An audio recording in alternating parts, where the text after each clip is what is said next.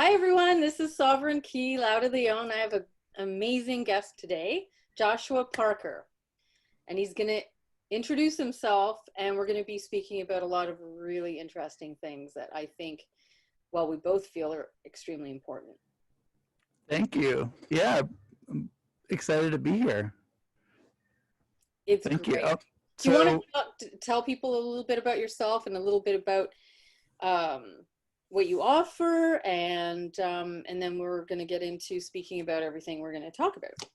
sure. I guess I consider myself just a holistic person that's into all kinds of weird stuff, and have been for a long time. And that's how you know, I've just been into like longevity type of strategies for a long time, and have explored realms of technology for increasing longevity and just overall holistic lifestyles, and in order to maintain my youth as long as I can and my active lifestyle that I like to have. And that's how I ended up in, in the business that I am in. Like about almost 20 years ago, I started the business, which was, at the time, it was called Future Tech Today. And to me now, that just sounds so Silicon Valley tech that I wanted to rebrand it, a few years ago. And that's how I ended up with Health Harmonic. And, and, and I feel like that name encompasses more of what I really strive to put out there. And then, of course, I publish on knowingthetruth.com, which is more of a blog, like info platform. And yeah, and so I'm excited to be here and talk about all this kind of stuff because I love all the areas that you explore, Lana. And So yeah. when we were just before we started recording, we started talking about because you were drinking ozonated water. Mm. So not everybody knows what that is, and maybe you can also talk about health harmonics and what that is, and what frequency machines are, and all of the health products that you offer in harmonics. Yeah. Well, just to be clear, it's actually, there's no S on the harmonic. So it's Okay, healthharmonic.com. thank you. But yeah, the energetic stuff has definitely been a passion of mine for a long time. I first started getting into Tesla uh, stuff back in the 90s when I was finishing college, and it just kind of took me down the rabbit hole, and that's how I eventually got into Rife technology. And really, what I saw back then is there was a lot of misunderstanding about that kind of technology, and a lot of really kind of, and not all of it was ill directed, but it was just, there was a lot of information that was being spread around that was really inaccurate about the history of that technology. So, Ooh, maybe you can get into that a little bit.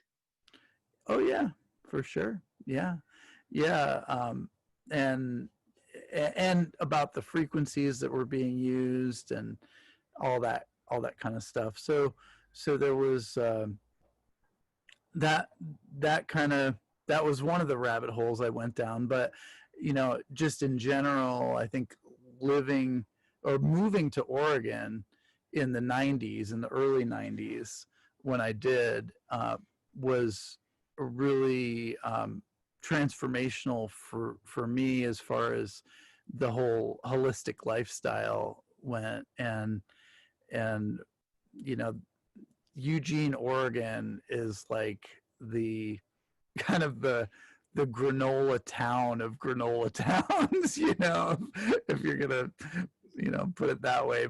but which I guess I just did.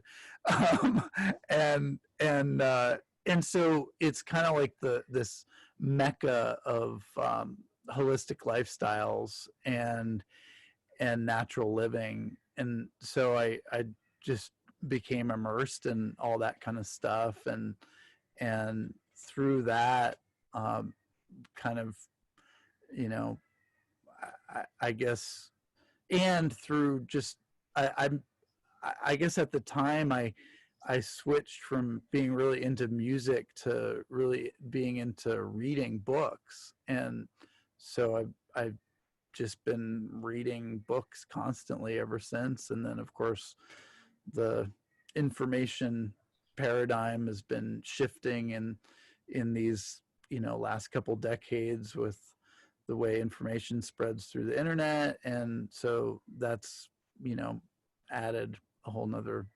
level to that. But nowadays it's like just trenching through all of that information Yeah. is very challenging. So I still kind of prefer books.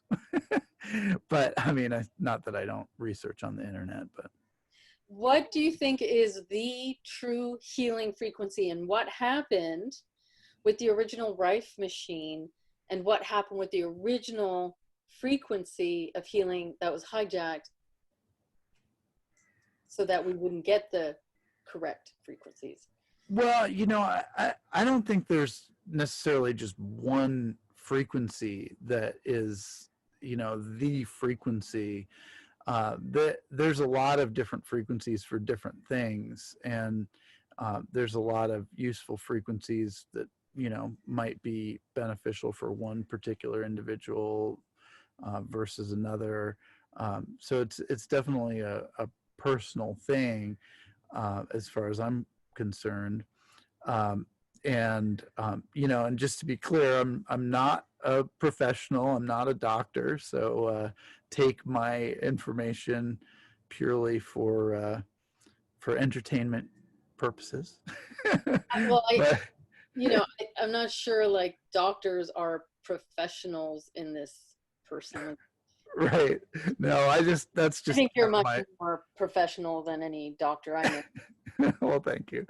Um, yeah, and so I mean I think we, in this time that we're in right now, there's a lot of reasons that we need to be aware of how the natural resonance of our biosphere has been shifting and is no longer tied to that so-called Schumann resonance, which was really the dominant frequency, or the dominant uh, tone of our biosphere among the various Schumann resonance. The 7.83 hertz was the dominant frequency of our biosphere that we acclimated to for millennia.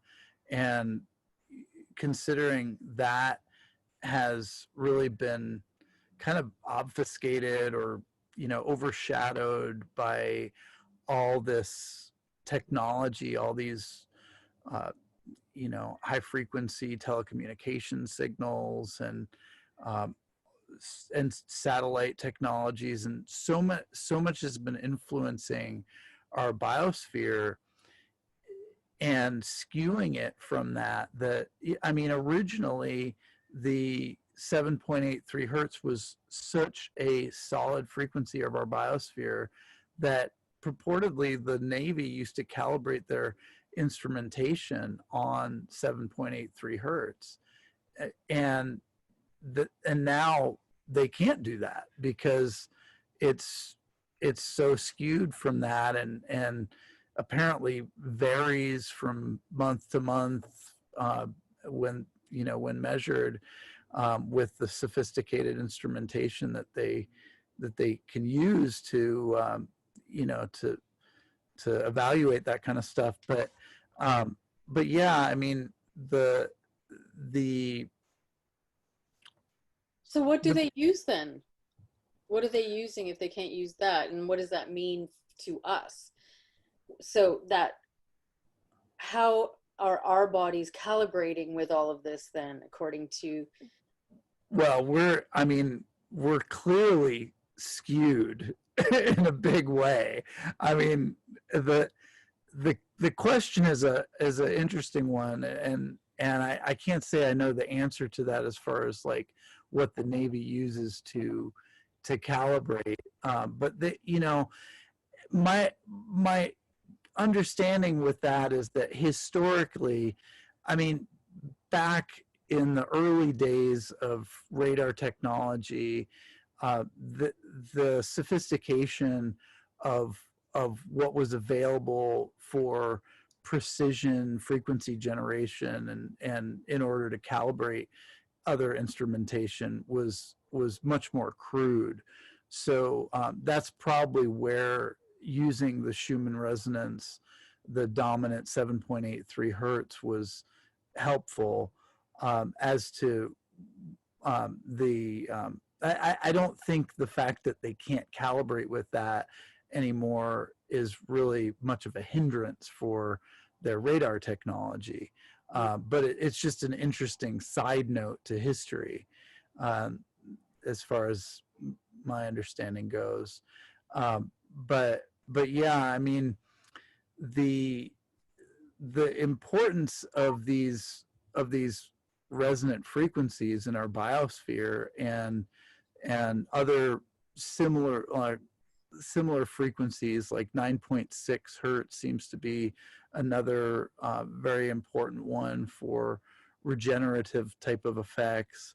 Um, so these low frequencies that we've acclimated to in our biosphere are clearly, the fact that they are being skewed and we're now, most people are living with a mobile phone in their pocket all the time, not on airplane mode, not turned off, Mhm. not with the battery removed, none of these things. And they're they're reacclimated to this new paradigm of really disharmonic frequencies, and we're only just in the beginning of seeing the downstream effects from that. I mean, we know a lot about the effects from exposure to electromagnetic fields, and a lot of the pioneering work that's been done at this point as far as understanding the cal- the um, the calcium channels and the way that the electromagnetics are essentially opening the the channels in the cellular membranes that allow excess calcium to flow into the cells, and other minerals as well, other elements as well, like uh, imbalances between calcium and potassium and sodium.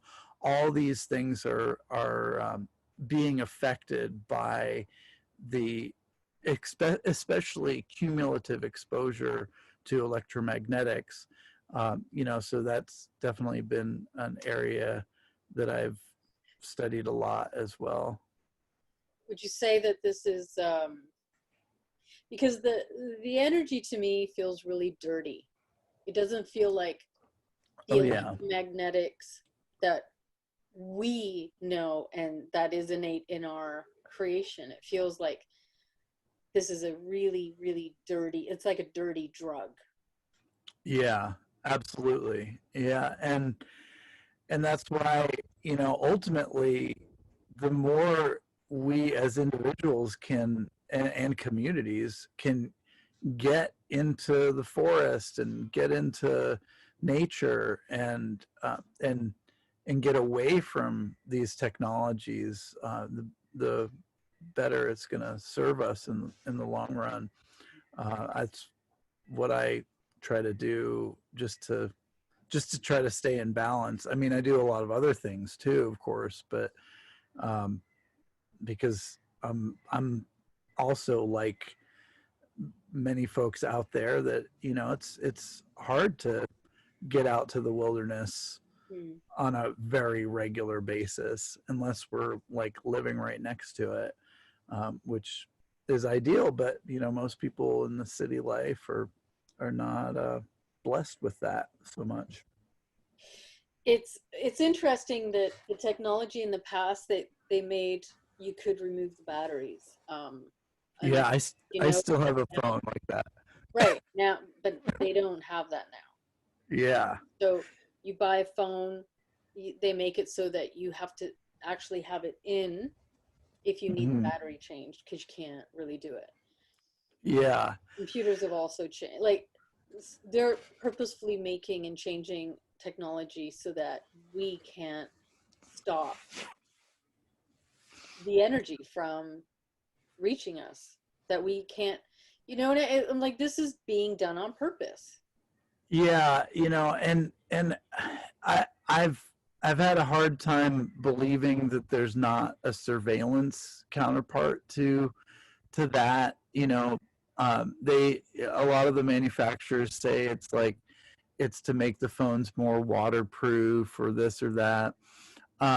But you know, there is something, as you know, features as far as surveillance for having a battery that's always attached to the particular phone. So you know, not being able to release that connection. I mean, personally, it's interesting because studying some of the research I've looked at, you know, relating to like HARP technology and all this phased array antenna stuff, ionospheric manipulation, and things like that. You know, I actually believe that there is technology out there that probably could take a mobile phone with a battery removed and activate it and turn it into a surveillance device. But that is pretty speculative. And you know, it probably depends a lot on the power densities and all that kind of stuff. But with the level of sophistication that has gone into developments of like these nano and micro sized drone technologies, these like little insect like drones that they're, you know, that are being used already, supposedly. I've never personally seen one, but I've seen pictures of them. And with that kind of stuff, and the way they're powering those, I would be surprised if there wasn't technology like I just described. But anyway, that's Well, it's maybe kind go of into an that a aside. little bit. Go into that technology that you've read about and that is out there. Well, you know, there's some interesting thing. I mean, it gets pretty dark, but um, and it ties into some of the so-called solar radiation management things that they've been doing.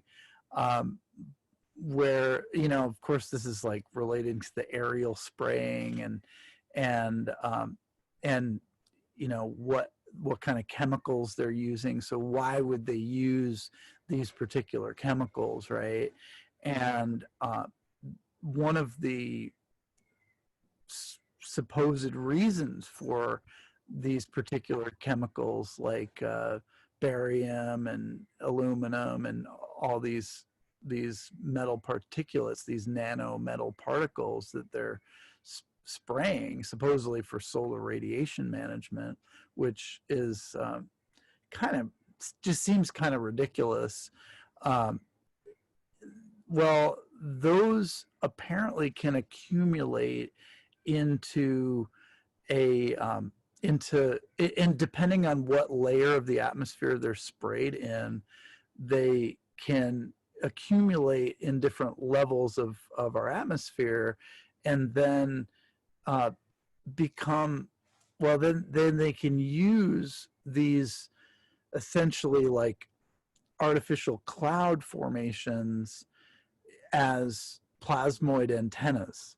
So what they would be doing is then taking various types of HARP arrays, and a lot of people have heard about the HARP, which stands for the High Frequency Active Auroral Research Program, which was originally up in Alaska, up near Fairbanks, and it was, well, it still is. It's kind of unclear exactly what it's being used for at this point, but it was one of the original arrays like this where they had this whole field of large antennas that were in an arrangement called a phased array antenna.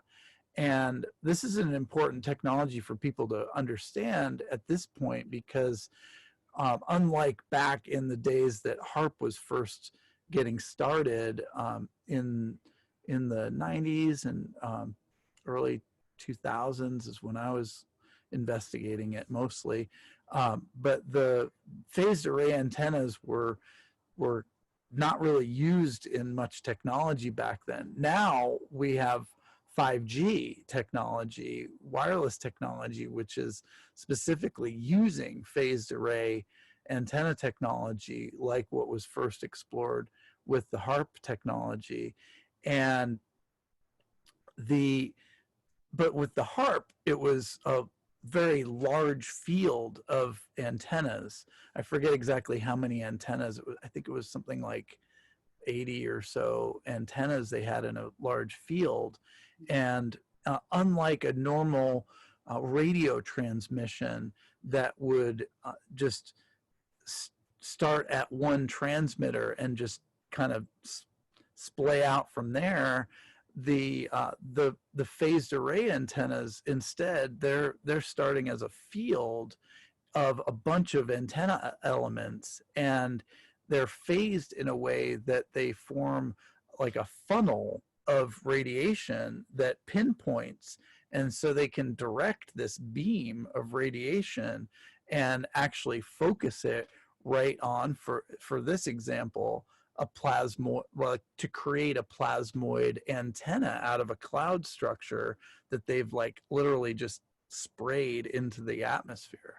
So with that, they can use it for various military technologies, radar technologies, over the horizon radar, other types of surveillance technology. They can create reflective mirrors with this, and there's a lot of really wild things they can do with it. But more important than thinking about the original HARP array from up in Alaska, what's important to realize now is that that technology has evolved. That was originally, supposedly a research facility, not for military uses, although the military was reputedly highly involved in it. And now that the technology has evolved, supposedly they have even boats with these types of phased array, large boats that have these phased array antenna elements broadcasting huge amounts of energy up to create these plasmoid antennas. Now, the exact power levels, in comparison to the original HARP array, they vary considerably. Obviously, something that's on a ship, it would have to have a power source. But these days, I mean, there are ways of generating power just from wave current that can generate quite a bit. And because they're in this case broadcasting these frequencies to a plasmoid, a lower, potentially lower atmosphere plasmoid, that in comparison to the ionosphere, then they might not need as much power as they were using in a a huge HARP system like they had in Alaska. So what are they doing with it? And also, what were the effects that you've read on the original technology versus now on the human body and mind? Um, well, the effects of I mean the types of effects that can be accomplished with HARP technology is massive. I mean, it goes all across the board. Huge military applications for over the horizon radar, um, underground sensing of mineral deposits, all kinds of different things. And then it also gets into mind control type of technology too. Also gets into geological type of and it's interesting because I mean I don't really talk about this much, but technically I actually have a geology background. So I actually have a degree in geological sciences. Um, so that's an area that and I when I finished college, that's when I started looking at alternative stuff. I mean, it was before I finished really, but I was looking at like cataclysmic geology, and it really made a lot of sense to me. When you say cataclysmic geology, can you like maybe explain? Yeah. And there's a number of great books. Not that I'm not super well read on this particular subject, but there have been a number of great books on it. But the concept in kind of the standard geological sciences is that things happen very slowly. Like they talk about geological time as in like millions of years, and so cataclysmic geology, on the other hand, is that like, okay, some things in geological sciences, are going to move pretty slow, but then there can be these cataclysms that shift a lot of things all at once, and that those are some of the big events that that we've seen in the geological record through time, that are kind of often just like kind of not really talked about too much in standard geological sciences. So it's not that they're I mean, they're there. We know that 66 million years ago the dinosaurs left the planet, but what else happened at that time? Like, yeah, there's theories like, okay, there was some sort of meteor, and as I recall, some iridium layer that was apparent enough that something cataclysmic happened, but how often do these cataclysmic events actually happen?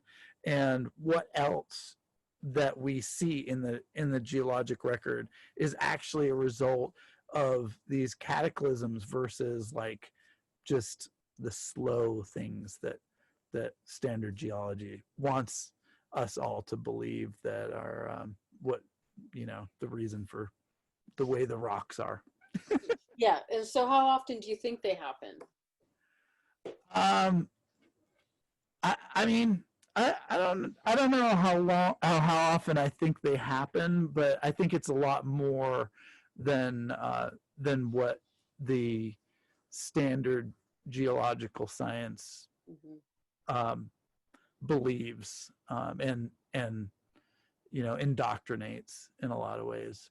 So when they're using all these technologies and they're I mean, clearly they're not informing anybody of what they're really doing. ultimately, what's the purpose, do you think? And in terms of what you've studied, putting it all together, and then having the knowledge of the different kinds of technologies that they've been harnessing, what is ultimately the purpose?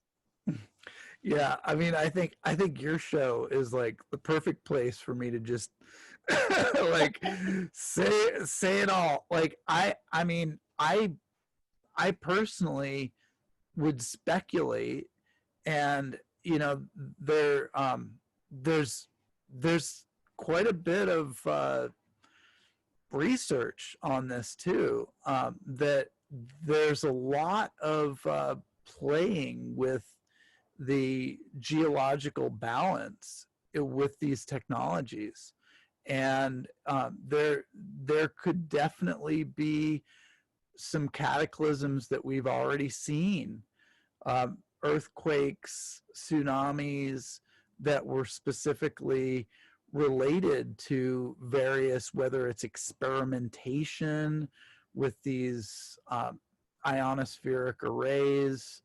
Um, and it's interesting because, like we've been talking about, it's not even just ionospheric arrays, but these potentially lower level, lower atmospheric level plasmoid antennas that have been experimented with, that are,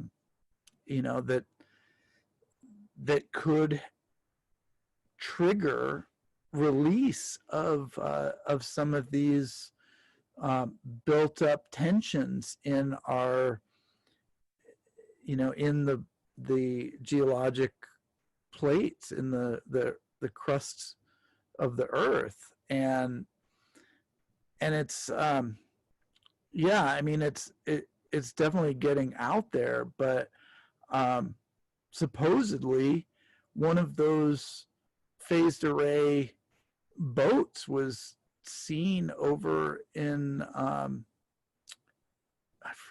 think it was, yeah, I shouldn't specify one of those, the recent tsunamis in the last few years. Supposedly one of those harp type of phased array boats was spotted near there around that time. So, and the other aspect is that the type of, they call them P and S waves, that that normal earthquakes are, like the way these geological stations monitor these P and S waves through the crust, to try to help predict and understand, like, these releases that happen in the crusts. There were some anomalies in some of these recent earthquakes, to the point where, I believe that should be researched to understand, like, okay, are there certain technologies being used to intentionally release tensions that are built up in various crustal plates of our planet? Is that like, maybe to mitigate a larger catastrophe? yeah, exactly. Well, you're reading my mind, and like that's what I thought too. I'm like thinking, like, is this technology being used for both positive and potentially negative reasons? Or are the negative consequences like accidents? Are, I mean, it's all this kind of technology, I believe, needs to be moved to the forefront, along with like zero point energy, like Tesla technology. It's time to break that stuff out to the open. I mean, especially considering the situation we're in right now, with, like, they've just completely destroyed the economy right now. So we're almost in this cultural time where we've got nothing to lose. Mhm. right? So like, Not what not better time? but the food, right? The infrastructure in general has been collapsed because it's the food chain, it's the economy, it's the entire infrastructure. So you're right. Yeah, Yeah, lose. So why not yeah, this new? Well, it's not even new. It's the old technology that they knew about, which I want to ask you about Tesla and about Rife a little bit as well. I also wanted to ask you a question. Did I cut you off? no, no, it's Okay, okay. I mean, I'm gonna do that. I could talk more about that. I mean, I could definitely like I believe that we right now, not like, because of like what you just mentioned, the place we're in right now, um we not only do we have nothing to lose, but we need it so badly that, like, because all these infrastructures have been just completely destroyed. So we're kind of like back to basics. We're lucky if we live near a farming community where we have more resources to keep us like sustained in like upcoming times of challenge to our like our food stability. And and uh and and so right now, like, we need nothing more than to use any like new technology, quote unquote new technology, that can help with like power generation and health too. But I mean, specifically, I would say power generation and the Tesla technology type of suppression is just, it needs to be done. And I mean, they've kept that going for so long based on just aggressive, um, like covert, almost like militaristic, um, just basically murder, like, um, to kill off scientists. And we've seen that with in recent years with doctors too. So so I think, personally, more important than anything right now, we need to really look at that kind of stuff and support the the new sciences that really aren't that new. It's just they just haven't been Lately. supported and put into production or whatever. Did you say, like, okay, so some of these technologies, one being Zero Point and Tesla, Rife, what else? I mean, those are the main ones. I mean, I wouldn't say just Rife, but like electromagnetic stuff in general. Yeah. But yeah, the energy Mhm. technology is really significant. I mean, we need to be more, if not completely, self-sufficient regarding energy and get off this oil economy, um, because it's just gonna be manipulated into our face, and we're not it that's not gonna it's not gonna help our longevity, that's for sure. I You mean, know, we're looking at, I believe, like, we're facing extinction. And it's pretty clear, like, there's an our like the human impact on, if the human impact on other animal extinctions isn't clear enough evidence, then I I don't I mean, there's plenty of other evidence too that we're facing this, just geopolitically. And so yeah, I don't know. you, Another rabbit hole we could go down. we love going down really deep rabbit holes, and everybody who I mean, we are far deep in the rabbit hole, so there's nothing like exposing everything we can. So there's no limit in Sovereign Key. Awesome. Let it all out. So the movie Highlander. Now, this is something which a lot of this tampering, and I don't know. Well, you would know about this, but remember when they were trying to take a nuclear what was it, a nuclear bomb to burst through the firmament, and they were doing tests and running tests, and they had to, like, use the bomb to try and like crack the firmament to try and get at, like, this is the most ridiculous shit ever.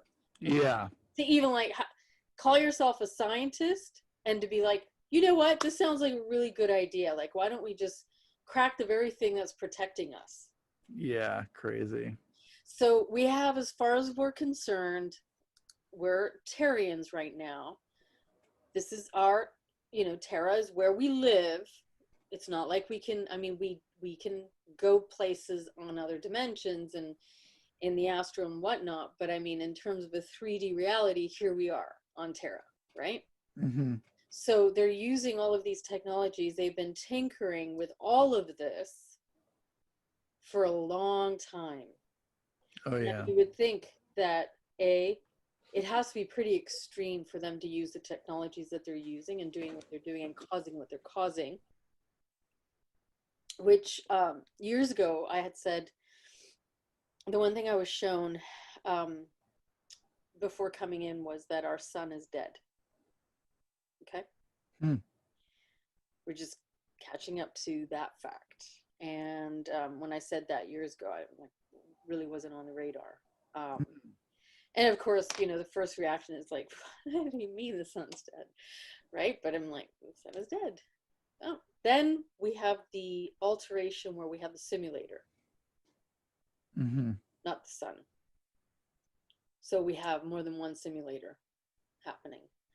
This is a totally different experience than what we recall growing up. And, you know, I'm sure like you recall what the sun looked like when you were young and what it looks like now, and how it is like an LED laser simulator.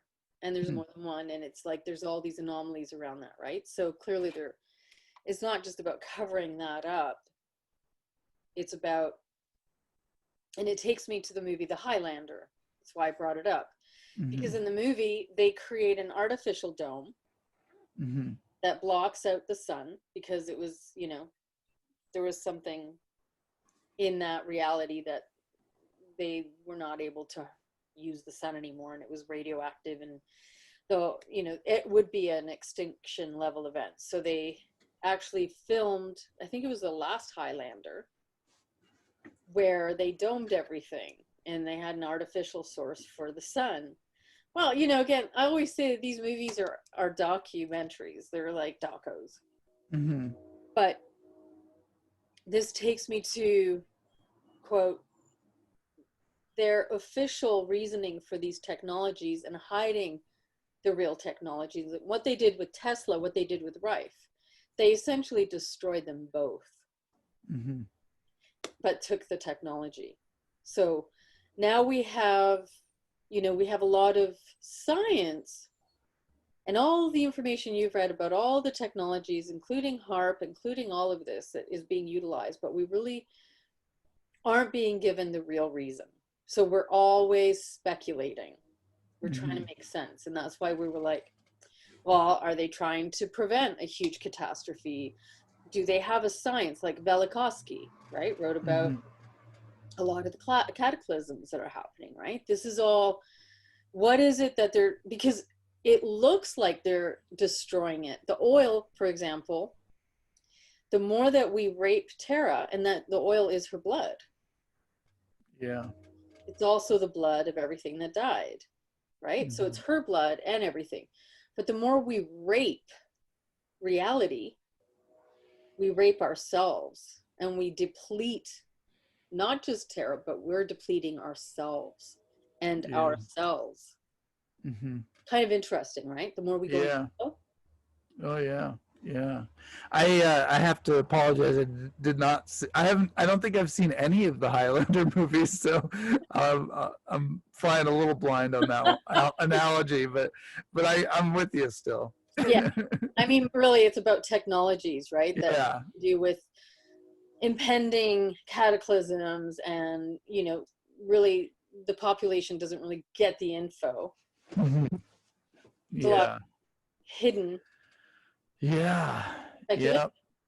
Yeah, and I think there's a big wake up going on right now, but it's almost like it's hard to see sometimes. Like lately, it seems kind of hard to see through all these masks and stuff.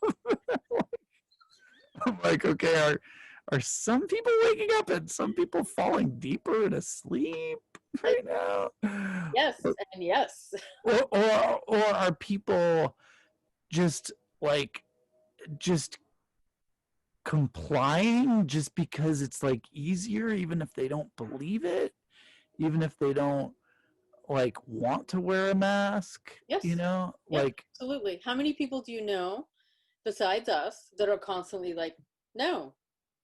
Like, there's a few of us. yeah, I know a few, but not many. Right, right. So there's a few of us that are just like, oh my God, it's like we're taking on all of the Yeah. backdrop reality. We're just like, we're taking on the backdrop. Everybody else is like, seems to be doing it. And even if they don't believe it, I've seen a lot of people who will put it down like here, but they don't really want to be seen. Right. And it's just Hmm. like, well, why don't we all just not wear them? Maybe Yeah. it's the fear factor, right? Hmm. Because how do they get away with doing what they do? Well, they've always gotten away with it with terror, with fear, with terrorism. Hmm. They just have to push a button that that old genetic memory of absolute terror. We're going to take away from you the semblance of security you have. Yeah. Yeah, and it's interesting too because I only have a few friends that are around here that I mean I have a few friends that around here that don't wear a mask, at least like avoid it as much as possible in their for their whatever their life. um but like some of them, like the I think the ones that are most passionate about it, like myself, Mm-hmm. um still struggle over it, like not over the not wearing a mask, like I just refuse to comply. Yeah. I won't wear a mask, and and this creates a lot of challenges, and I have another couple friends that are like me that are just like no, but we're so challenged in that effort that it's psychologically draining, Yeah.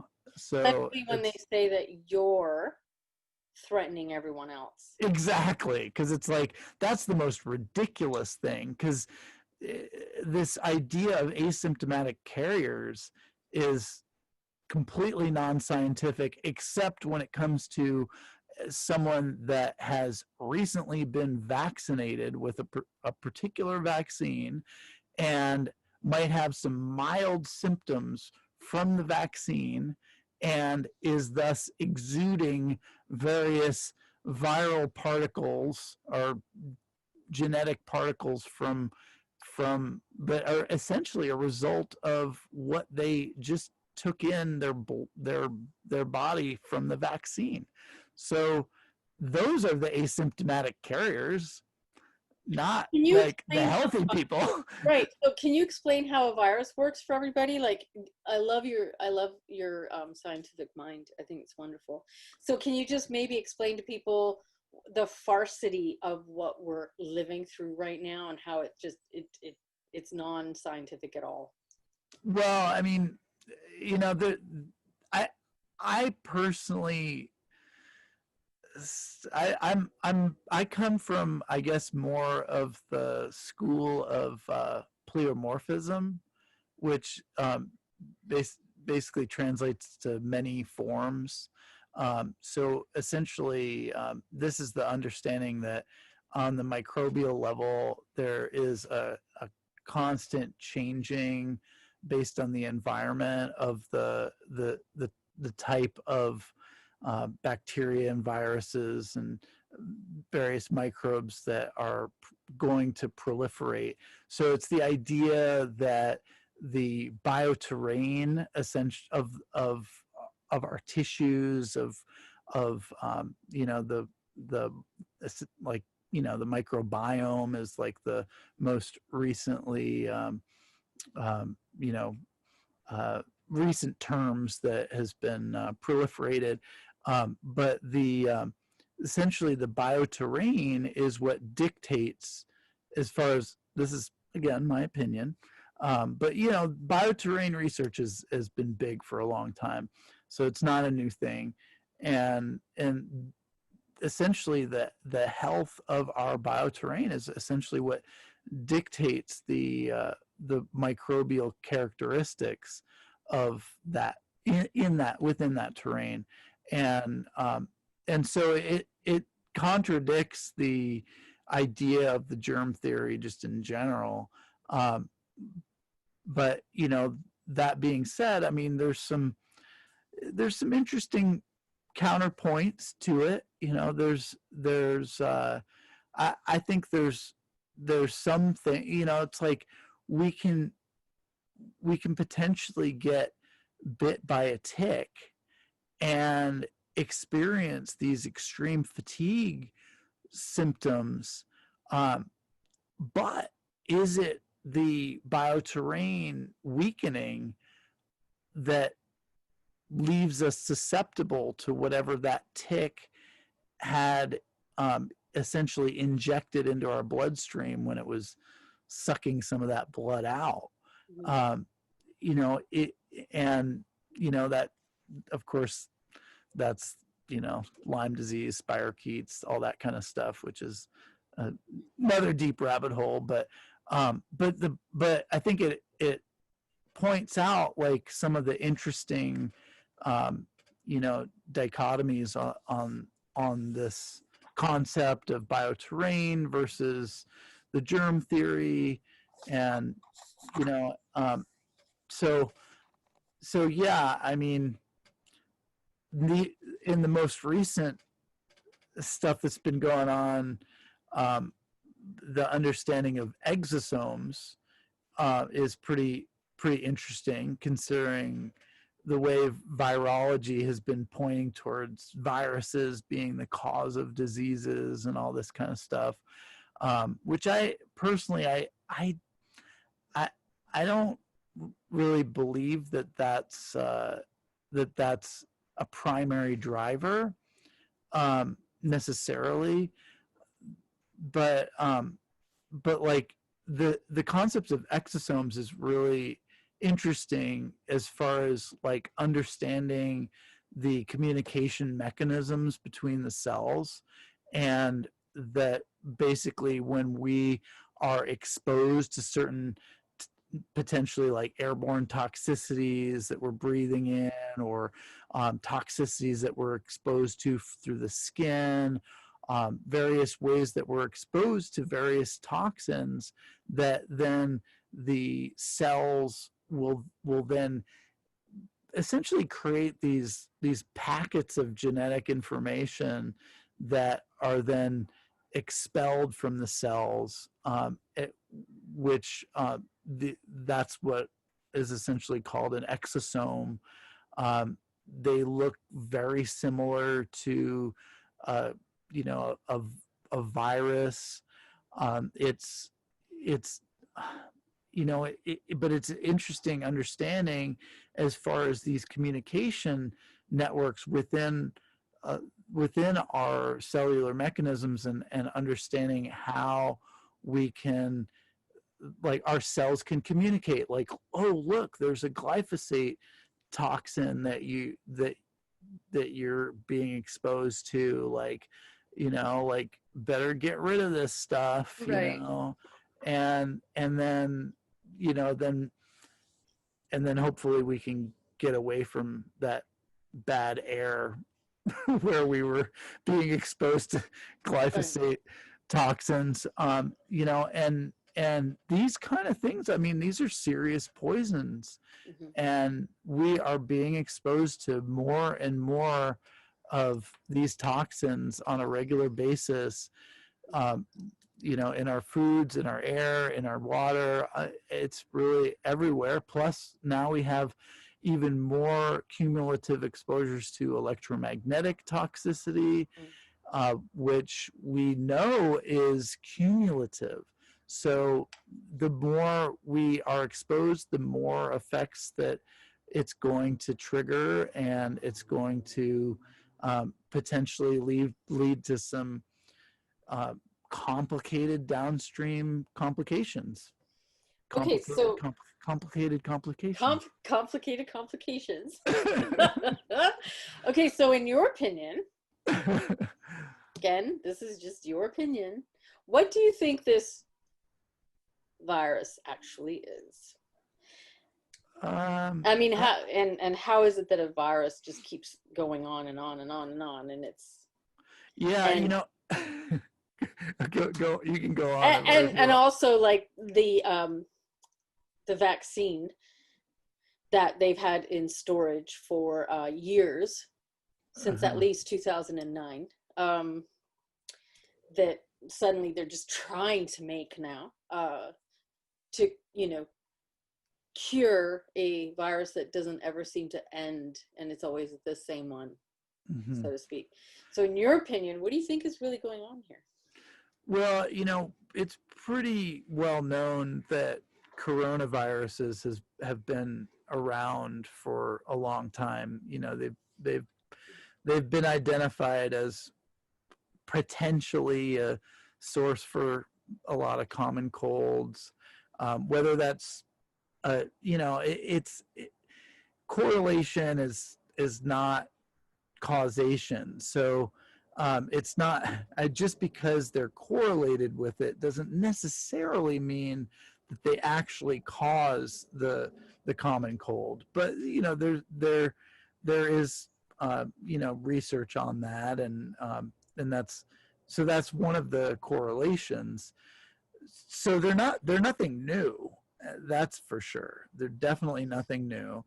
And as far as what I think is really going on, and I expressed this in one of my videos on my Health Harmonic YouTube channel many months ago. I forget exactly when I put that video up, but um, I believe that this new syndrome that has been experienced in certain hospitals, and certain extreme situations where people have this hypoxic condition where their blood can no longer carry oxygen, and of course, most of the alternative community knows that at this point, that when those type of people, those type of patients are put on a ventilator, they pretty much are dead, and Hmm. that's malpractice as far as I'm concerned personally. But that's, again, my opinion, and I'm not a doctor. but um,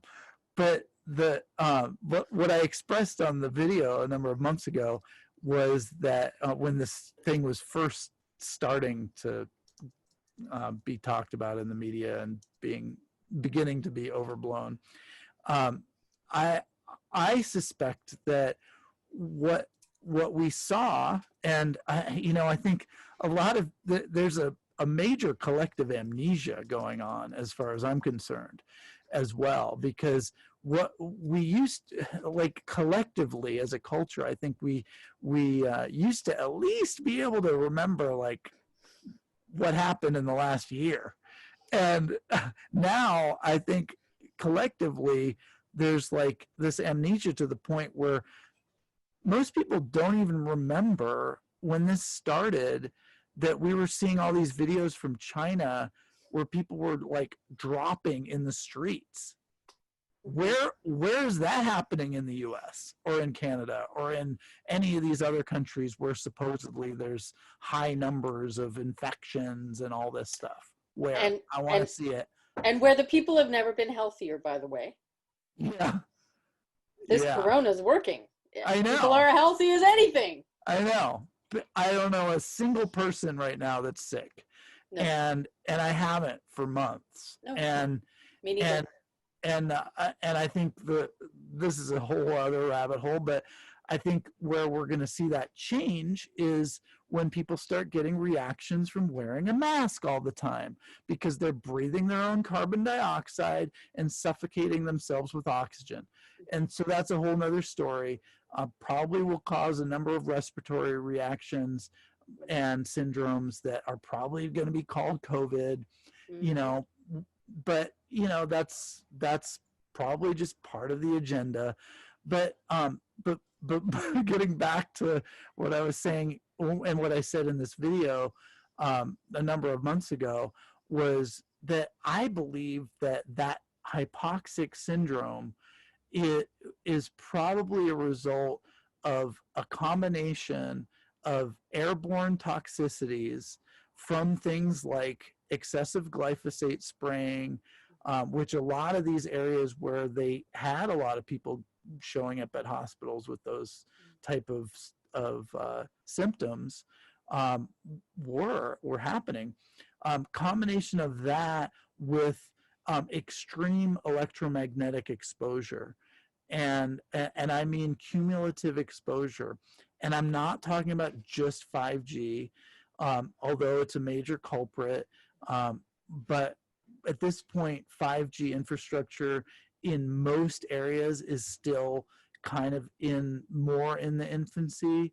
But it has been proliferated in certain big cities like New York, and probably, I haven't been up to Seattle in a while, but I hope to go up there again soon and see what the state of 5G is up there. But my point being is that I in the research I've done on electromagnetics, and I do go very deep on the electromagnetic stuff. We don't need 60 gigahertz 5G or 60 gigahertz frequencies in general in order to have an impact on the blood's ability to carry oxygen. And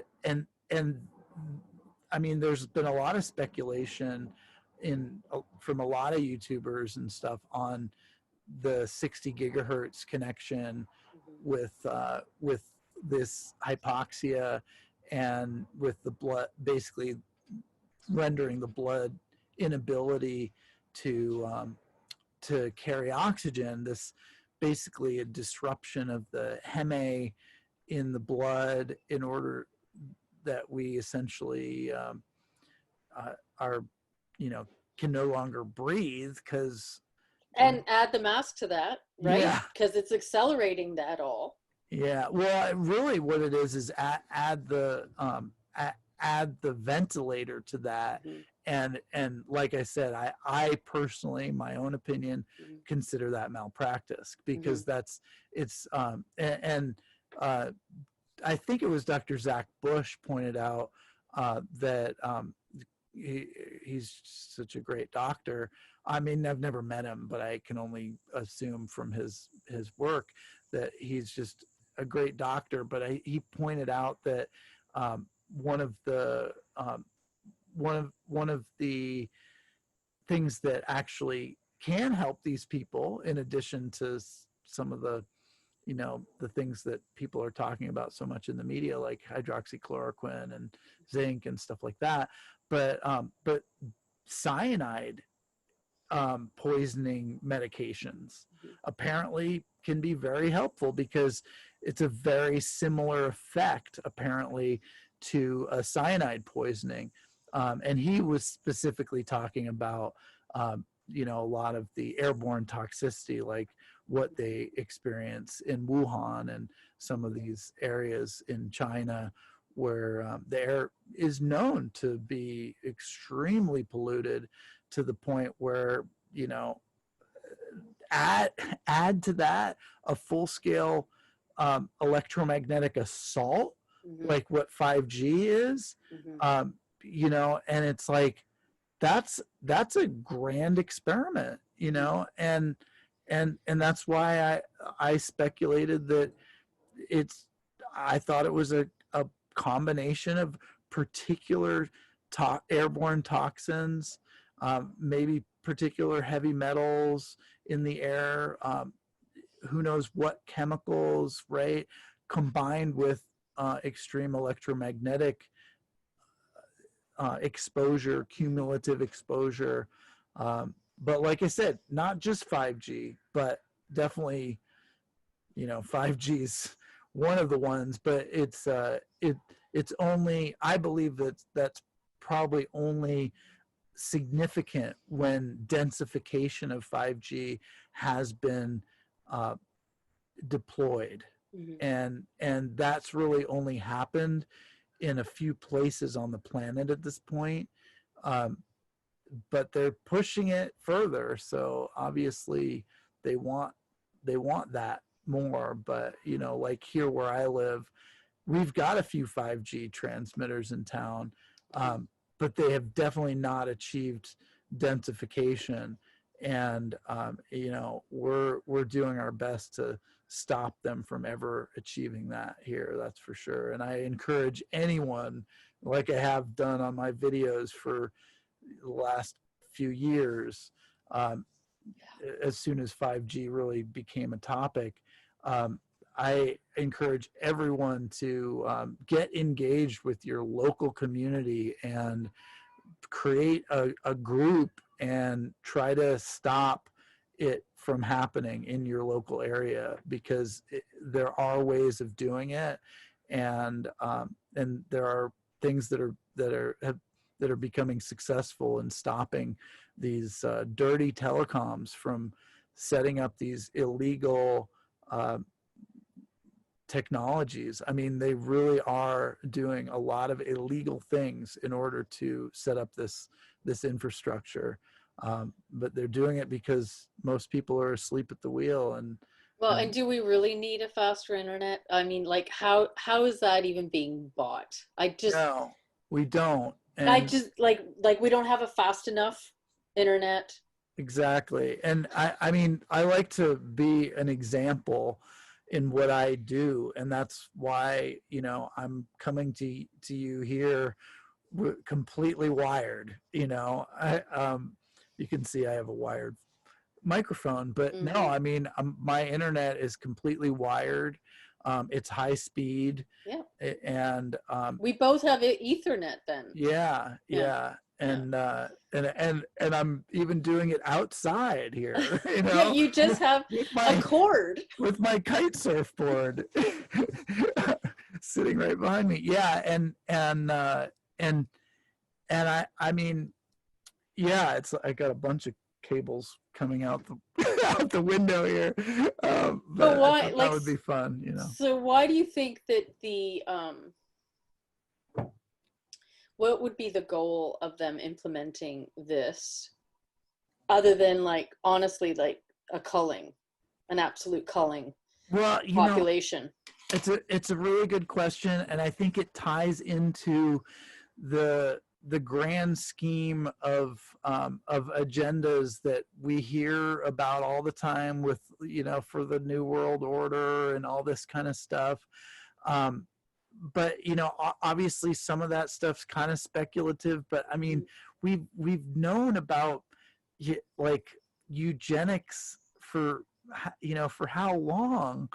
So how surprising would it be that there is an agenda for adult vaccination, when even in the wake of so much harm from children vaccinations, like children's vaccinations, that that's been, I mean, a lot, like clearly in the last few years, that information has been broadly exposed, Mm-hmm. and people that want to know about that can easily know how much harm is being caused by childhood vaccination. And you know, if you or your child wasn't one of those and was lucky to get through that, you know, then great, you know, like you're blessed. But like it's not a reason to ignore the catastrophe of some of these children and adults that were children when they had the vaccines, that are literally like, that are disabled for life, Mm-hmm. like Mm-hmm. to the point of like not able to fend for themselves, you know. And in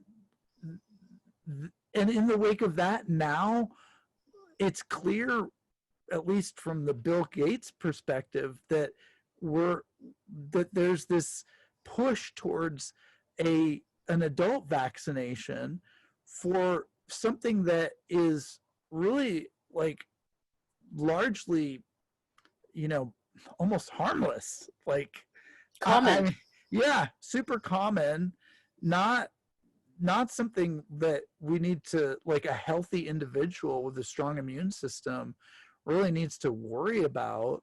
And yet the that um that combined with this kind of onslaught of electromagnetic, um like quasi like surveillance slash, um you know, immunity killer, Mm-hmm. Cell um killer. Yeah. a cell killer, Mm-hmm. um you know, it's pretty, it's pretty I mean, it's hard to, the I think the hardest thing to comprehend is, what the, you know, what the out is for the elites that would be propagating this, you know. What do you mean the out? Like, what is the advantage for them to want to do this? Well, like, no, like how would they, how are they going to be escaping this? Are they just going to retreat to their underground facility and, Well, they're you not going to get the vaccine, and certainly they have their underground right, facilities, and right, certainly they also have like facilities that are now like beyond here, like in this, right, they've got their, they have it, and right, they're not going to line up. You're not going to see Bill Gates lining up for a vaccine. I mean, he disclosed that he absolutely has never vaccinated his children and wouldn't. yeah, yeah, Okay, I heard ironically, that but too, yeah, people just don't remember that. yeah, Um, no, this is completely 100%. I mean, the eugenics program, Plato wrote about it, right? This is when I was in university, we had to read it, but it wasn't told to us that it was all about eugenics, right? And basically, like killing off everyone that you didn't want, and mm-hmm. there were ways to do it.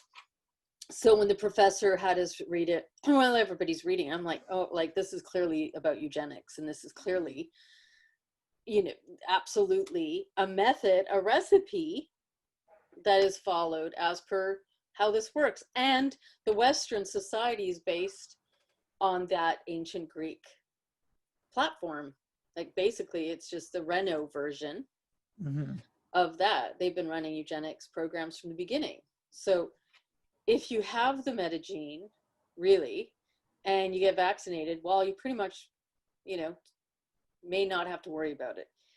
It is a frequency thing in the end, right? Mm-hmm.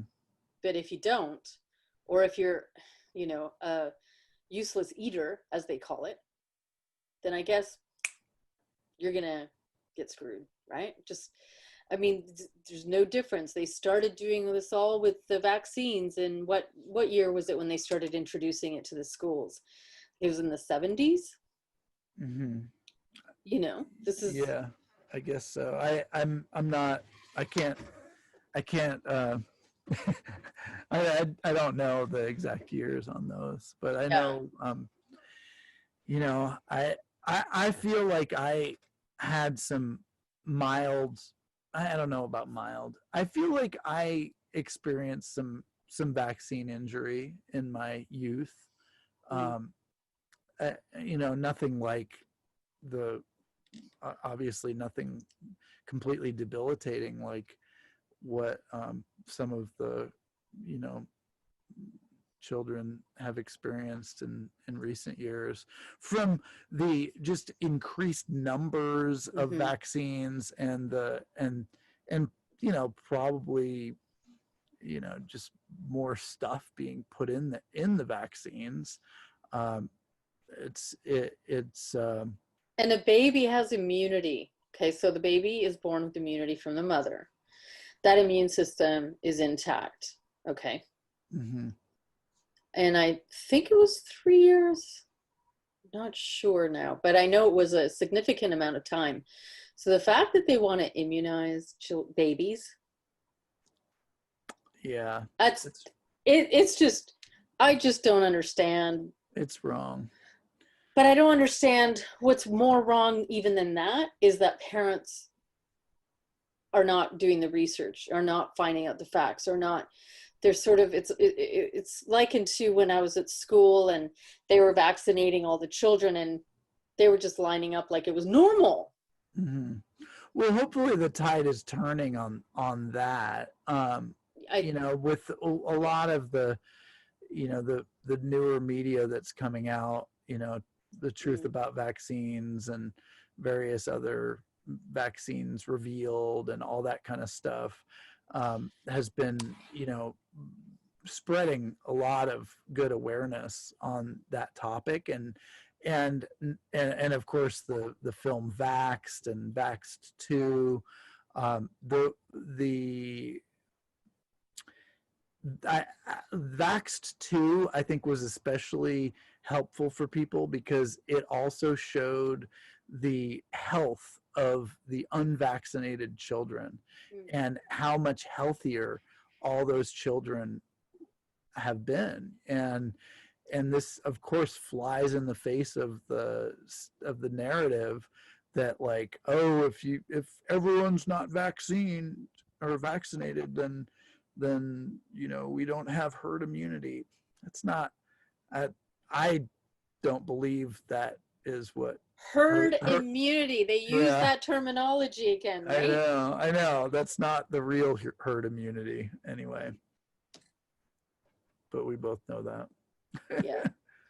But this whole thing is reviving the whole you should be vaccinated because for a lot of people that started getting out of that and started being, in the know more about, what vaccines actually are and what they're being used for, now they've been basically pulled back into a state of fear and now thinking, well, vaccines might be good. And do this enough, and people would be like, yeah, give me a vaccine because I can't live like this anymore. Right. Yeah. Yeah, Is that's a sad reality.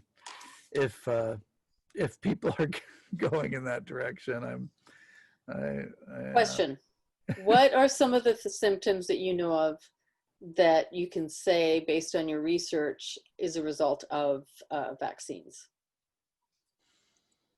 some of the symptoms that are the and result of diseases vaccine. and illnesses? Well, I mean, like I said, some of those media publications, like I mentioned, are going to be the best sources for people. But I mean, it's across the board. I mean, it's, I mean, a lot of people just think of autism, of course, Mm-hmm. um, when it comes to vaccine injury, but that's really just one thing. The actually physical impairments Mm-hmm. are another huge aspect that was um, pretty clear from the Vaxxed 2 film. Mm-hmm. And you know, it's hard, I think the interesting question, or an uninteresting question, would be like, what is it about certain children that, when vaccinated, leads to certain debilitating conditions? And and it's interesting because I have read Judy Mikovitz's work, and and she has a pretty interesting take on that, with the whole XMRV um, mouse retroviruses spread in the vaccines. Um, she correlated a higher incidence of chronic fatigue syndrome with the presence of the XMRV retroviruses, which are which were apparently inadvertently, I don't know, I mean, inadvertently spread through vaccines because the vaccines are cultured in various animal tissues in a way that basically they use the animal tissues to slow the virulence to slow the virulence of the virus, and essentially make it a little lighter of a virus, so that they can use it in a vaccine. And apparently they were inadvertently spreading these mouse retroviruses in addition to the stuff they were intentionally putting in the vaccines.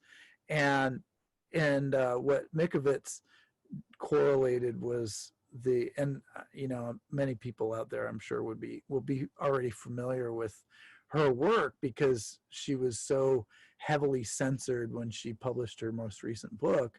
But essentially, she correlated high levels of XMRV retrovirus in the chronic fatigue syndrome sufferers, like the real full-blown chronic fatigue syndrome people. Whereas, like, when they take like other CFS populations that aren't like really well diagnosed, then they can easily debunk Mikovits' work and say like, oh, that was bunk science, and try to retract her papers and all that kind of stuff, which of course they did. But that, like, that doesn't remove the fact that she did this science and specifically found that there was her and one other research group corroborated her research, that there was basically between 3 and 6% of XMRV virus present in the general population. So general population, just general, 3 to 6% has this, probably because, various vaccinations, who knows where they got it, right? But then it was more like and just from memory, 65 to 70-ish%. I was gonna say, it would have to be like monumentally high in the CFS people, yeah. And the way they debunked her was, and this is another rabbit hole I'll quickly get out before I get too deeply into it, but the way they essentially debunked her was by using a different model for XMRV, which was essentially a clone, and that was never found in any live tissue. And so by using this clone as a reference standard for testing XMRV presence, they were easily able to show that, oh no, these CFS people don't have this, because no one has it. Like, no one has the clone, no one has the Wow. Yeah, so Typical counterfeit. yeah, Typical counterfeit. yeah. So, anyone that's been dissuaded by any of her work, or confused by any of her work because of all the censorship that went on when she published all that stuff, can, at least maybe get your head around what I just described, and understand that Mm. that's why she was essentially discredited. So What would a world look like if none of this existed? What would we be? I mean, when I think about what it was like to have just natural oxygen, a natural sky, natural yeah, vegetation, organic, nothing, no tampering. The most amount of tampering in ancient times was when they were, connecting strains together to produce fruits, but there was no, you right, know, GMO augmentation. It was just you and your natural being. yeah, And how would that feel like? I think that the population in this realm is so accustomed to being, I mean, you're literally born within a sea of absolute compromised energy that is hacking your electromagnetics. mm-hmm. So who actually feels what they're supposed to be feeling like anymore? Yeah, yeah. I definitely believe that there are some good interventions Mm-hmm. that we can utilize to help keep, at A least little more balance. some sort of balance. Mm-hmm. And of course, that's one of the main things that I've been involved in with my business, Health Harmonic. Yeah. And of course, before that, Future Tech Today. So it's not a new thing for me. um and and of course, like I said, getting out into nature when we can, is also, can be really helpful for just,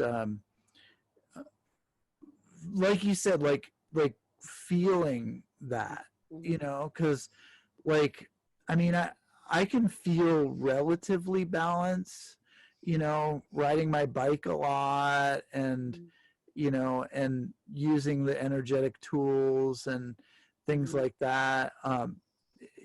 But still, I live in it's kind of somewhere between a town and a city. It's Mm-hmm. not like a big city, but I still live amongst a population that is not necessarily aligned with my values at all times, and it's especially apparent right now with the whole mask thing. So that's But I also feel like we have to change how we build our homes. Okay, we have to change what we consider as a normal infrastructure. I think we should be building with the knowledge and awareness of electromagnetics, of absolutely, copper, of Faraday cages, of things that are going to shield us and that are going to actually complement our energy so that it boosts it up. I think we need to yeah, change, literally change what we think of as architecture and all of it, yeah, building materials, the I whole lot of agree. it.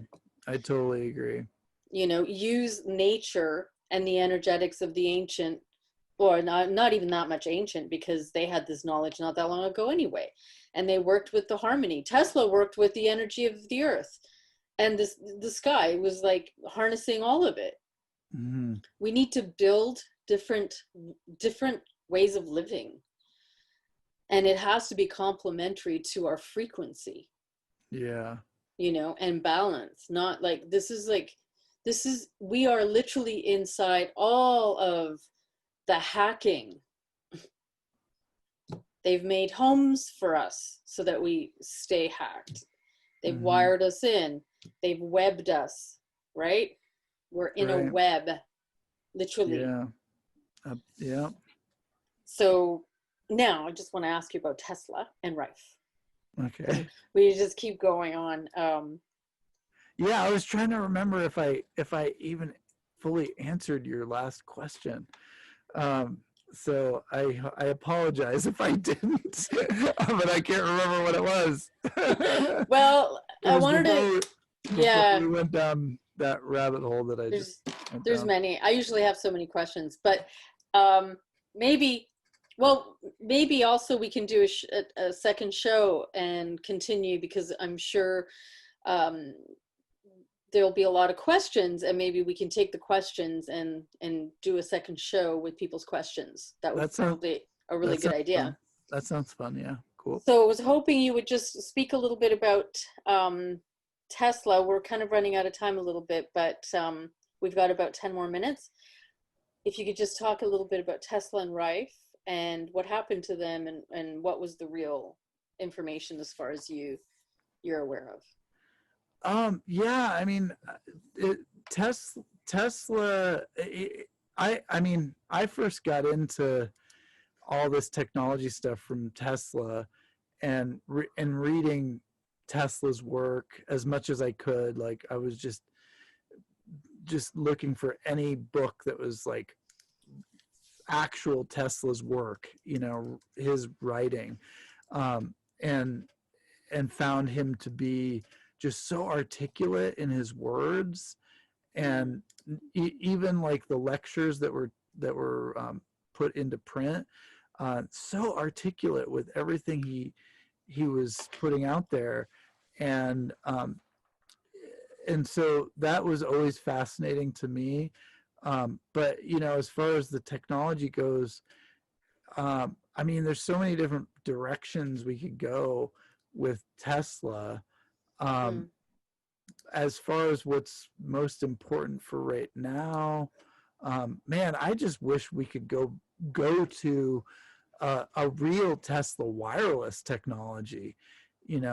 Tesla was developing wireless technologies and predicting all of the things that we have today, but doing it with a earth resonant technology base that has been so lost in our telecommunication system that it's just ridiculous. And not only that, but Tesla was ready to send free power to everyone on the planet, like from his New York Wardenclyffe Tower. And unfortunately, when J.P. Morgan figured that out, that's when he apparently just put a stop to his funding and let Tesla go bankrupt. And then that tower eventually, which was apparently actually a working transmitting tower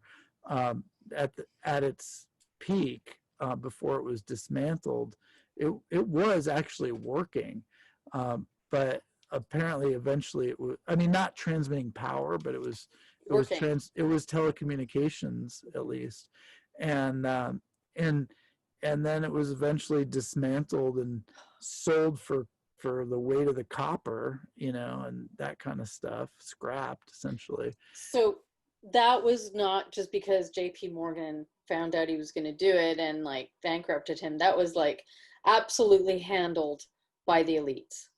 Right, yeah, because otherwise why wouldn't they just leave it there, right? I Yeah. mean, they could have even though it was incomplete, it was still doing something, and it probably even had a lot of commercial application at that time too, considering it was a working signal transmitter. I mean, it was capable of higher technology telecommunications than most of what was going on back then.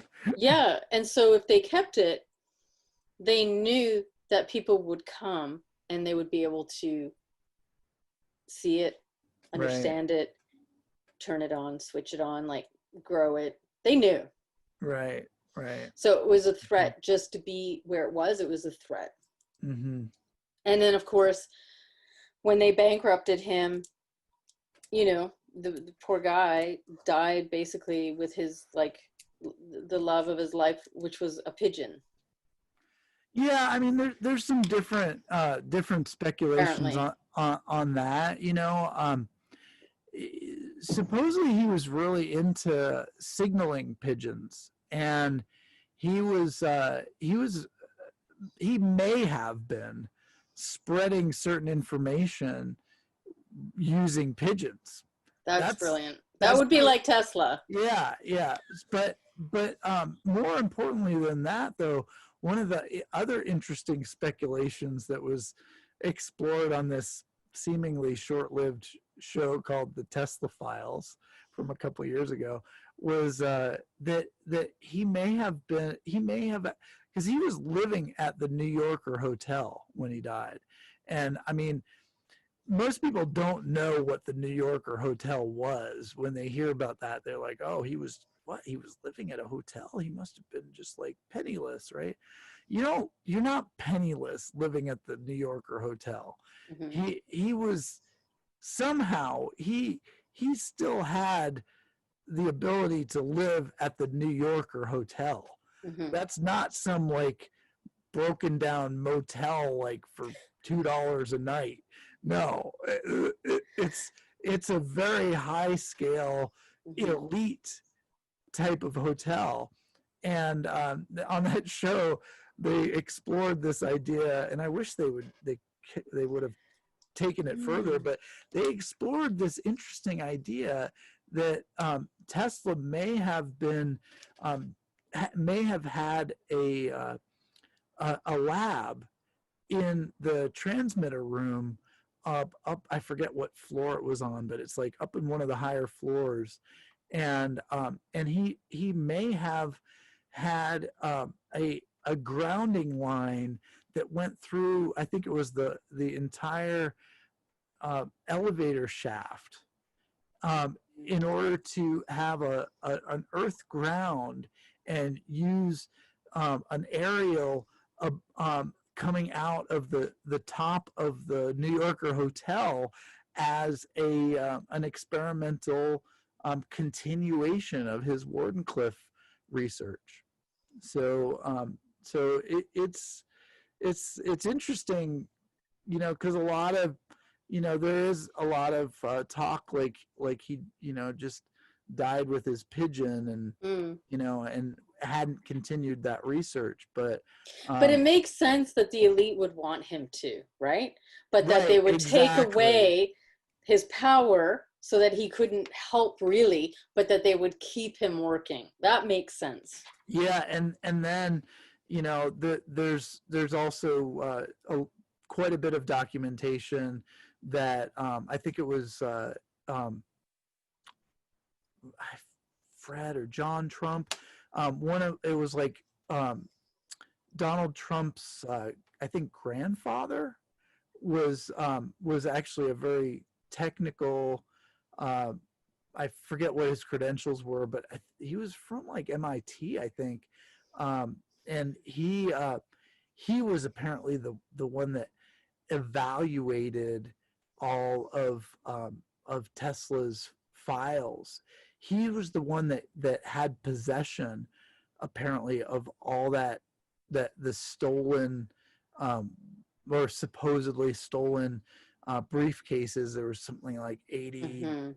briefcases of data that is often described as a rail car full of um, full of notes. Excuse me. Yeah, like, so apparently that Trump character uh, got a hold of all this information, and Hmm. I believe there was some kind of paperwork that said he signed off that it had no um, military or some sort of No military application. application, something like that. Completely ridiculous, Right. but that's yeah. I mean, there's a lot of there's a lot of direct, a lot of obviously a lot of important information in Tesla's work that needs to be exposed now in our time. In addition to all the great researchers that have continued his work to the to the point of having to hide their research for their safety. We need to be able to support that kind of work, where there's and maybe even put together, because I often thought it would be interesting to put together the list of the scientists and doctors that have been killed, right, informants, and then just see what it was they were working on at the time and just sort of collate it all, yeah, because that would be really interesting. There certainly is a huge list. Yeah, definitely. And also, like, with regards to them taking Tesla's technology along with Rife, and then we see in succession that the government has a lot of technology, and of course that they're utilizing it, and we don't know where it comes from, and we don't also know what it is, because the technology the technology that they give the people on the surface is ridiculous. Yeah, I mean, they've clearly incorporated that work that was secured by Trump, obviously not Donald Trump, but this other Trump, secured by Trump, and has been utilized in such research like the HARP project and various other military technologies that have been developed for so many decades now. And who knows how far that research has gone, but Tesla was into some really deep stuff. So so maybe next time also we can discuss the old technology versus the technology that they have going on now with binary, as opposed to... Sorry, I couldn't resist taking a bite out of that strawberry. No, that's great. We've been actually like 2 hours and 20 minutes, so I'm sure that you were looking at that strawberry the whole time going... I drank all my ozonated water, and my voice is getting a little rough, so I had to hydrate a little bit. A little bit. I'm not going to torture you anymore. But we should talk a little bit about Rife if we can squeeze a little bit. So as far as what I was saying about Rife when we first touched on it, like earlier in the conversation, when I first got into the Rife stuff back in the late 90s, there was a lot of confusion about the frequencies that were originally used, and people would hear about such good results from the history in the 1930s, and yet they would then get these machines that weren't actually running any of those original frequencies, and there were a lot of these machines out there that were running lower frequencies, and it was really unclear like where those lower frequencies came from. Well, I mean, what we knew always back then, I mean, they were from John Crane. We knew that. I mean, those frequencies were first used by John Crane in the 1950s. And for folks that might not be familiar, John Crane was a guy that basically tried to get Rife's technology going again in the 1950s. And this was post the kind of almost like Rife apocalypse that happened in 1939. Because essentially what happened was Rife was working with a guy named Philip Hoyland, and Philip Hoyland was his electrical engineer. A lot of folks might not realize, but Rife wasn't an electrical engineer. People think of these electromagnetic machines and stuff and attribute them to Rife, but Rife was an optical engineer, and he was a genius of microscopy, and that's why he was really like coming from the perspective of a pleomorphist, like I was talking about earlier, and he was developing these microscopes that allowed the tissue to be viewed in a living state at massive magnification that would literally compete with today what we have in an electron microscope. But unlike an electron microscope, it didn't require killing the tissue in order to view it under like chemical stains and stuff that got the invisible microbe to be visible. And what Rife did was he used specific wavelengths, frequencies, specific wavelengths of light and ultraviolet light to illuminate these organisms that normally would only be visible under ultraviolet light. So he was able to do things like intersect two different wavelengths of light, and the interference pattern would be the illumination of the invisible microbe, and things like this that were so far ahead of the electron microscope, yet his microscope was never commercialized, and that's the big catastrophe.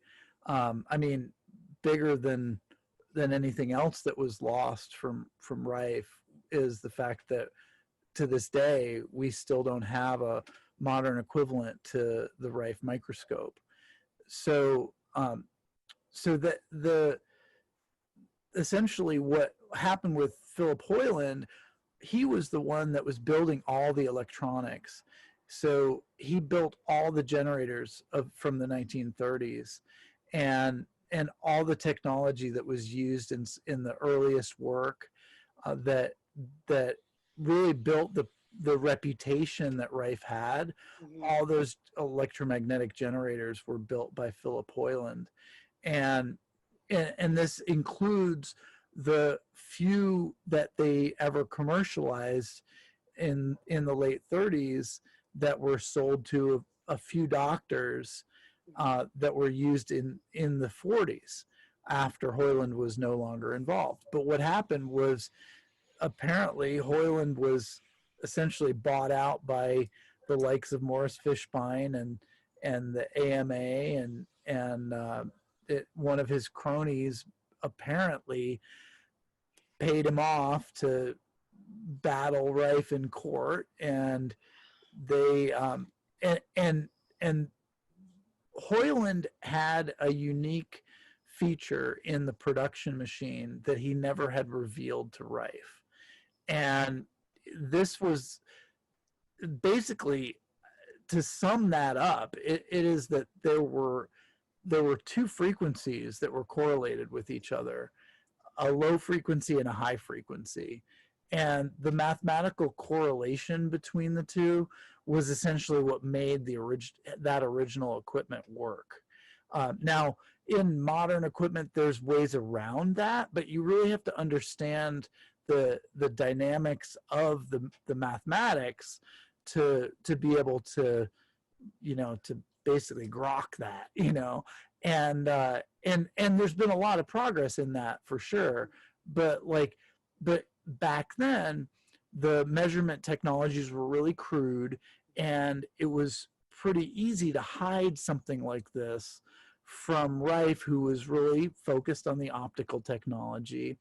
And so when the court battle started between Rife and Hoyland, and clearly Hoyland wasn't going to be revealing any new mechanism in the production model, then that essentially that technology or that aspect of the technology was lost for, like, you know, many decades, 70, 80 years. Um, and yeah, and so uncovering that has been,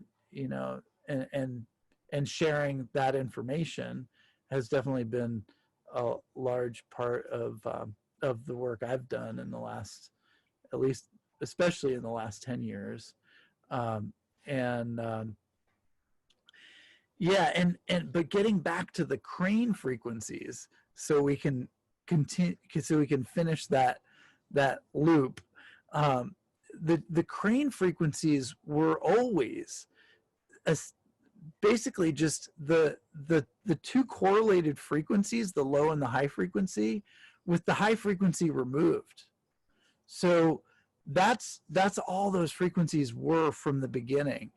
But where those crane frequencies went in the future of that technology is pretty interesting, because it really did, in my opinion, open up a lot of doors as far as the use of low frequency in other electrotherapeutic types of technologies and healing yeah technologies. Yeah. yeah so a lot of the microcurrent devices that we have today are using those frequencies, some of which are the same frequencies, but definitely in the same range of frequencies. And essentially these are audio frequencies, but instead of playing them through a speaker, they're essentially played through an electrode, which is conducted through the skin or through various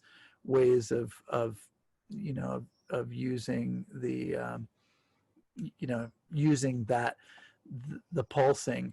And the thing about that is that the way a speaker works is it's essentially going to demodulate that frequency and make it into an audible sound. But we naturally seem to have mechanisms to actually, like, our skin may demodulate the sound in a way. Our muscles definitely are affected, and we seem to use these kind of frequencies for muscular contractions, so that's where a lot of these bodybuilding electromagnetic technologies have been established, in recent years, for better or for worse. But a lot of the kung fu people seem to know about this. but yeah, know about those. Yeah. And we're going to leave it here, but next time maybe we can start off where we left off today, and we can also go into tuning frequencies, right? Sure. So the tuning forks, and we can go into a little bit of depth for people about and the bracelets and the brace, yes, etc. Yeah. So it's been great, Joshua. Yeah. Great. Thank you so much. Time's gone by like that. I know. It's I could tell it's been a while, but yeah, this has been super fun, Laura. I appreciate your having me on here, and so thanks so much. We'll see you for part 2. We encourage everyone, like we said, please ask questions for Joshua for part 2, and we'll get that arranged. And you are amazing. Yeah. So can I plug my site real quick? Please. So healthharmonic.com is the store, and like I said, I publish a lot of stuff on knowingthetruth.com too. That's just it's like a blog, really, of sorts. And yeah, so those are my main points of contact. I encourage everyone to please visit Joshua's both sites and keep up to date, because he's a brilliant wealth of information, and understands the depth of frequencies and a lot of the technologies that are being harnessed, both positively and negatively. Thanks. So we'll go into that more next time too. Yeah, and I guess my most active social presence is on my Health Harmonic YouTube channel. So if anyone cares to see any of my crazy videos, check me out there. All right, Joshua. Awesome. Thanks so much. Thank you so much again. Thank you. And It's been thanks, great. everyone. Thanks for watching.